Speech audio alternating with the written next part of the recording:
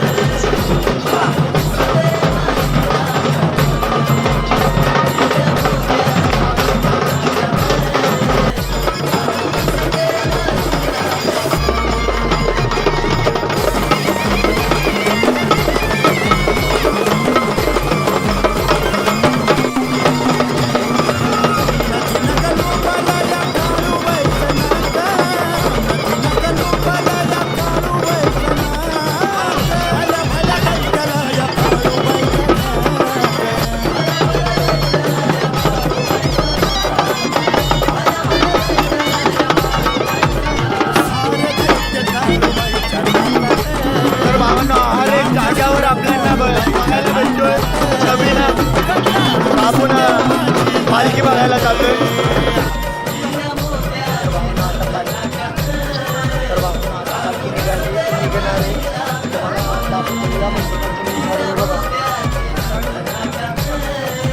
माझा ब्लर आहे कॅमेरा, तर म्हणून चांगल्या क्वालिटीचा फोन घ्यायचा आहे. तुम्हाला या फोनमधूनच बघावं लागेल.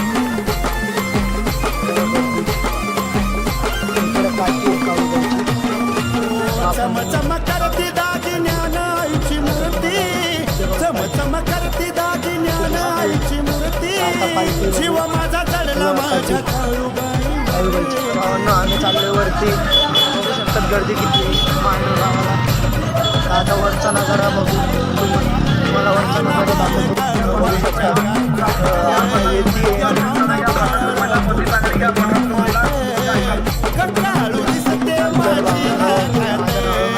बघू शकतात. आता छबिना खाली येतो. कायद्यांचा वरतीच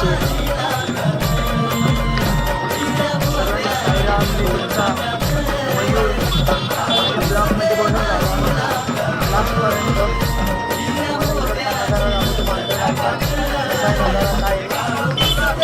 चला बघू. सर्व आम्ही आलोय थोडा पुढं. छबीना आहे बघा, चाललाय दुसऱ्याचा.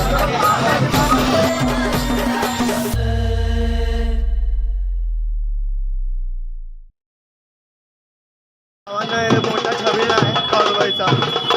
बघू शकता तुम्ही.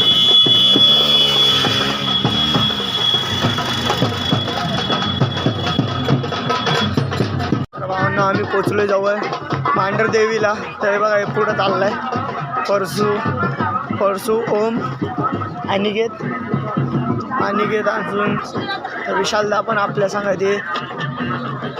हे बघा आणि चाललोय मांढर देवीच्या पाया पडायला दर्शन घ्यायला. म्हणजे पालखी सांगायची पण जाणार आहे. पालखी तुम्हाला दाखवतो कसं आहे काय पालखीचं. तर आम्ही वरती चाललोय. तर भावांना आम्ही आलोय मांढर देवीच्या जवळ. बघू शकता.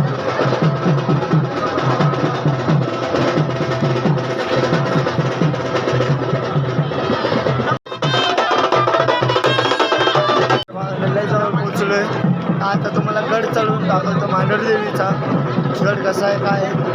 पण इकडं थंडी पण जास्त आहे. म्हणजे आता एवढी खास काय नाही.